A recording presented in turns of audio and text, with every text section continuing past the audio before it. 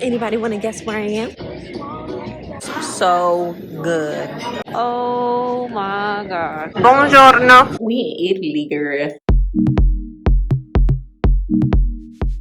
Hey y'all, it's Jayla, aka JaiChanellie on the internet. Welcome back to my channel and make sure you hit that subscribe button to join us.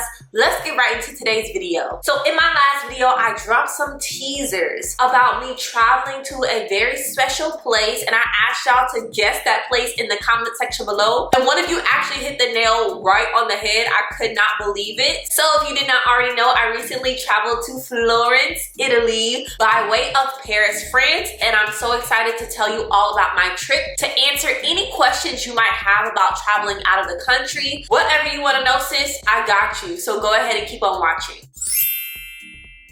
First things first, you're probably wondering, why did I choose to go to Florence, Italy? And it was actually a work trip. I was with two other people. That is going to affect how I was able to move throughout the city, move throughout the country, and I just want you to know that in terms of context. So a little bit about me, y'all. I have not traveled that much. My trips include a trip to the Bahamas, which I actually vlogged for y'all. If you have not already seen that vlog, I'll go ahead and link it up above. And then I've also been to Jamaica a couple years back. That's basically the extent of my out of the country abroad experiences. Y'all can see when I actually get on the plane. I had never been on a plane that was this big. Leaving Miami. Seen a plane like this before. So cool.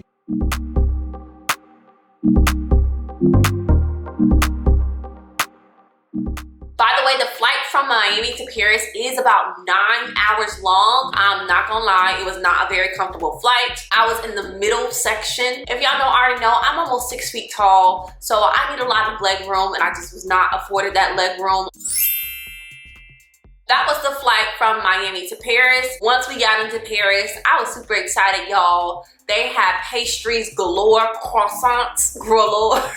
So fast forward, we finally get to Florence. But let me tell y'all something that didn't happen. That's a little concerning as a citizen of the United States of America. Tell me why I never got an Italian stamp in my passport. We did not go through any sort of governmental anything once we got to Italy. And my guess and my assumption is that because we were traveling from Paris to Florence and traveling within the EU or the European Union, it was kind of a free-flowing situation. Now, they did stamp my passport in Paris because I did go through customs once I got to the Paris airport. Nevertheless, we got to Italy. So we actually Ubered from the airport to our hotel. The good restaurant is here, just on our left side. This one here, Pistella, Osteria Pistella. If you want to try good food, it is at a walking distance from your hotel. Okay, perfect. Thank you. The steak is yeah. Hotel Roma. We made it.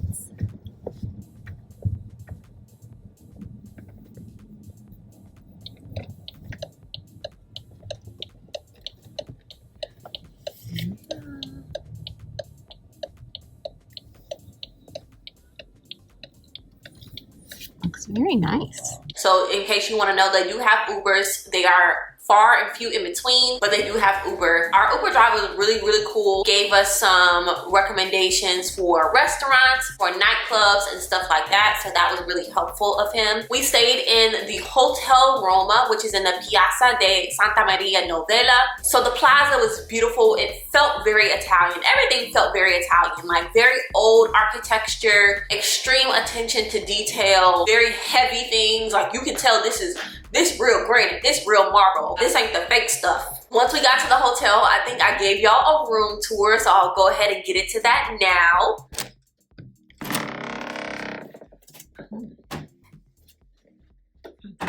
There are stairs. We in Italy, girl. Real quick room tour. First of all, when you come to my room, there are stairs. I have stairs into my room. This is my bed and my wonderful Italian artwork. I have a window that we're gonna look out in just a second. Some more Italian artwork. and my mirror. Let's see what we can see out of my window. Ooh, let's see if we can open the window. Okay. Oh, shh. Yo, the window opens from the top. I'm gonna leave that alone. But it looks like we are in the plaza. And then over here, with the steppy steps, we go into the bathroom. And this is the lovely bathroom. So freaking cool. This a toilet. I don't know what that is. I never did this before. We are in Florence. Okay, y'all, so I'm getting nice and settled. I'm actually about to go take a shower, and I think we're going out, first of all, to get something to eat. So what I've learned about Italy is that they kind of have different types of restaurants. Osteria seem to be like the higher end places, higher end restaurants, a little bit fancier, a little more ambiance, and then you have the trattorias, and those just seem to be like the more regular places, the more affordable places, you know, go in to have a quick lunch or whatever. First night we did go to the Osteria Pastella.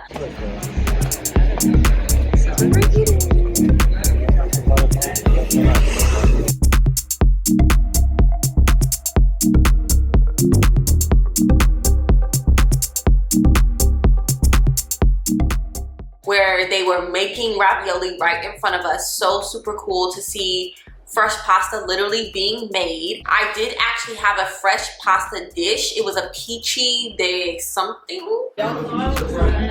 Very nice. I forgot what this is called. Something that's very cheesy and something else that's very, very, very cheesy. And it was a pretty delicious dish. Now, something you need to know about me is that I am lactose intolerant, which means I cannot have dairy. Now you're wondering, how the heck did you make it through Italy without being able to eat any dairy? Because if you don't already know, Italians put cheese in everything. So I was very limited on the things that I could and could not eat whenever we went out to eat. But if you are able to consume dairy, the world is your oyster, basically. If you do end up going to Florence and visiting the Osteria Pastella, make a reservation. That was kind of the end of my day one. So the next day, I actually had to do some work-related things while I was in Italy, so a lot of that day is missing. The first half of that day is missing, but I did go ahead and take y'all to lunch with me. We went to a restaurant called Matto Matto. Hello. Hello. Buongiorno. I think I had a dish with some mushrooms in it. My pasta was very good. We had bruschetta, and that was the first day that I also had sorbetto. People love to go to Italy and eat gelato. But guess what Jayla can't eat? Gelato. So I went ahead and settled for sorbetto, which is like sorbet. It's fruit-based without any dairy or cream in it. And then we actually walked the city for basically the rest of the day. Just left Chinatown.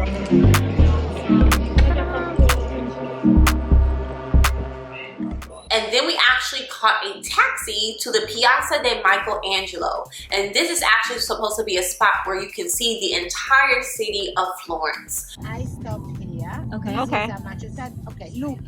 Here they have some steps. Look at this view. Where you going? Just looking at the sun too. Wow, so cool.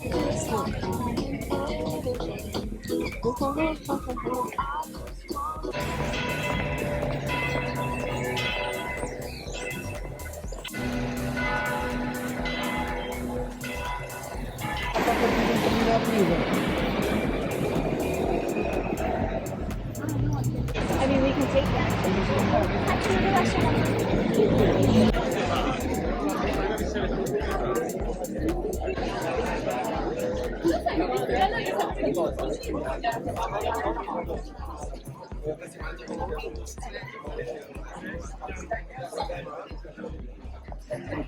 So we ended up walking back instead of taking a taxi back, and we actually walked to see El Duomo, which is a very, very, very famous church. Oh my gosh.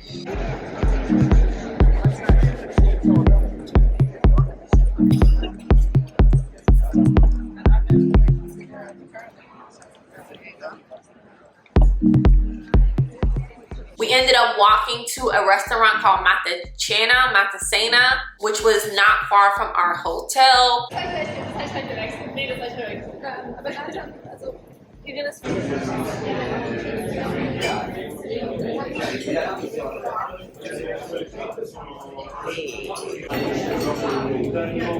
And honestly, this was the restaurant that I enjoyed the least.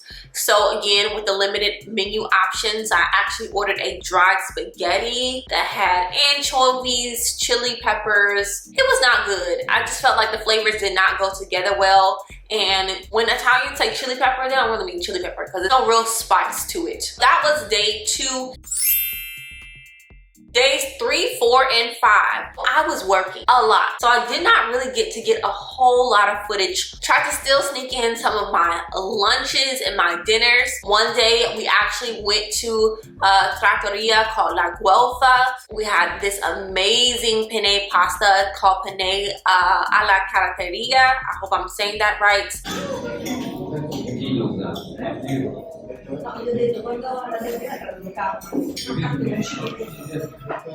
Very weird decorations.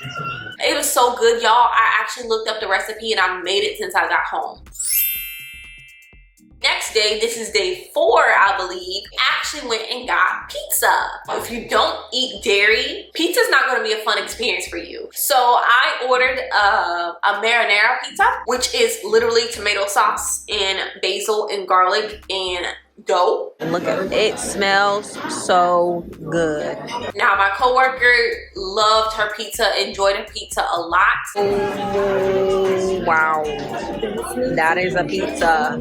Now I will say, again, make sure you make your reservations, child, because we were trying to walk into a completely different restaurant. And when I tell you, that thing was booked out the wazoo, line out the door. We could not get into there. Went to the next restaurant, booked. Places can really fill up. So that was that day. For dinner, we actually ended up going to another osteria. This was osteria, I think it was called Basilica. And there, fun fact, I had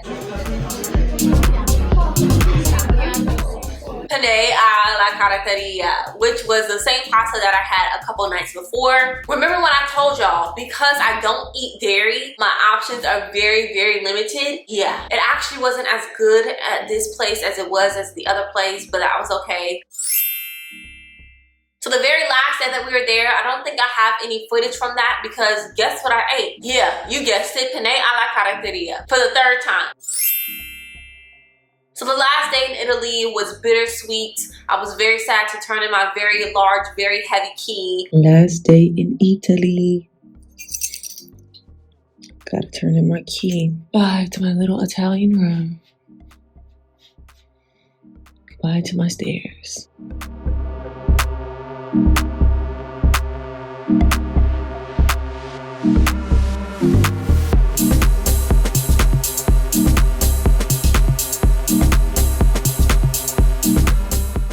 Ciao. Ciao. Checking out? To you. Yes, I'm gonna have breakfast first, and then I'll That's perfect. go ahead and check out. The people at the hotel concierge were so helpful. Can we schedule a taxi for 9 o'clock? 9?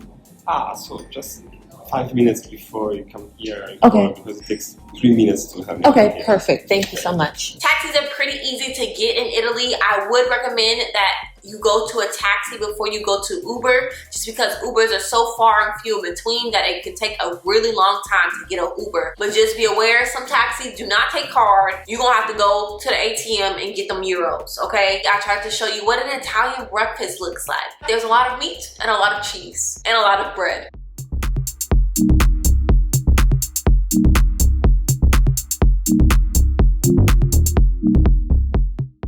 And then we were on our way back to the airport. I did go ahead and get a couple of souvenirs in the airport. I wish I would have been able to get a little bit more, but they are pretty limited in what they have in the Florence airport because it is so small. So if you're looking to get souvenirs in Florence, I would highly encourage you to go to the markets that are on the street. There are plenty. I think I'm going to show you some in the videos. But I would recommend getting stuff from there rather than waiting in the airport. Flew back from Florence to Paris and then from Paris to Miami, and that was my trip.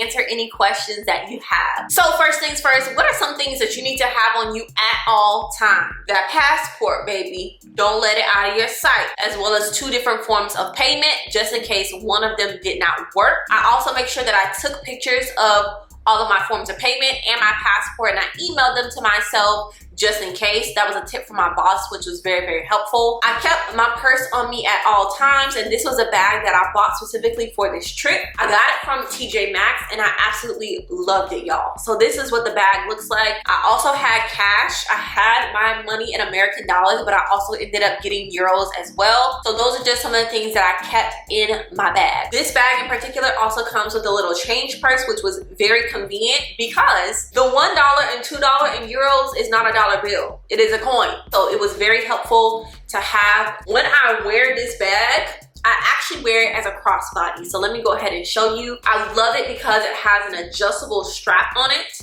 I had it tightened up, and I don't know if y'all can see. So I had my bag tightened, and I kept it in front of me at all times. And again, this was a very easy way to wear my bag. So I would highly, highly, highly recommend you getting a bag like this. So here's another bag that you could go with if you're looking to have like something that's crossbody. This is my brand new Telfie. So it actually comes with a strap that you can go ahead and put on there, and then this is the actual Telfar. So when you open it, there are some different compartments.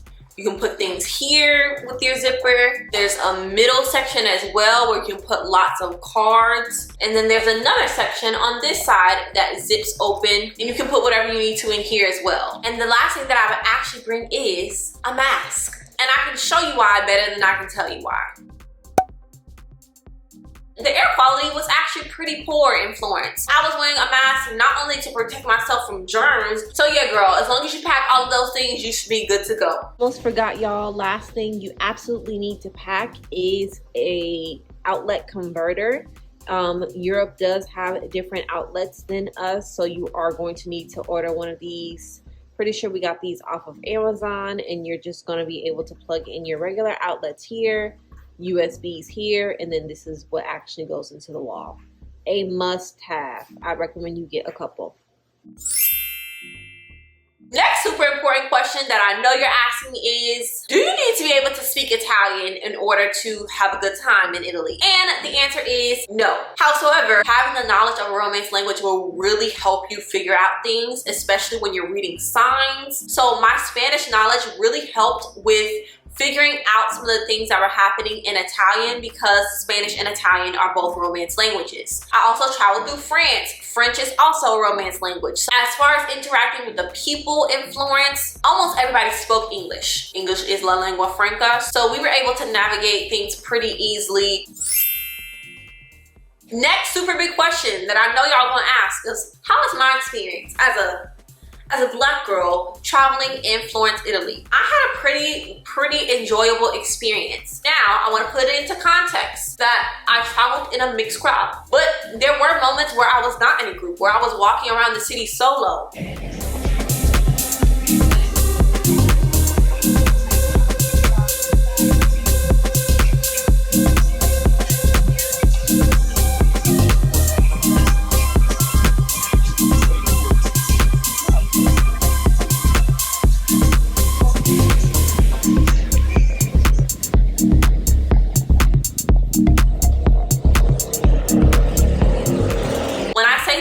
It's a walkable city. I don't only mean that things are close to each other. I mean, I also felt very safe walking around. The very first night that we got to Florence, it was like 10, 11 o'clock at night, and there's a preteen walking around by herself. There's families out. Now, don't get me wrong. The head was on a swivel, okay? I'm watching my back, and I'm watching my front, and I'm watching my back again, just because I don't know y'all, and I don't know how y'all get down, but I will say I felt very safe. And I will also say that I wasn't the only one in the building. Wasn't a whole lot of us, but you know, I saw 1 or 2 people, and that made me feel a lot more comfortable. And I think that other people were not surprised or shocked to see me as a Black girl just in Italy interacting with them. A lot of people immediately just started talking to me in Italian, and I had to let them know, like, hey, I don't know what you're saying, but appreciate you for treating me like one of the regulars. Now, I will say, just in general, Europeans have a different sense of like spatial awareness. So there can be times where you're walking on the street and somebody will push past you. This is mine versus this is yours. Like, it's just very different.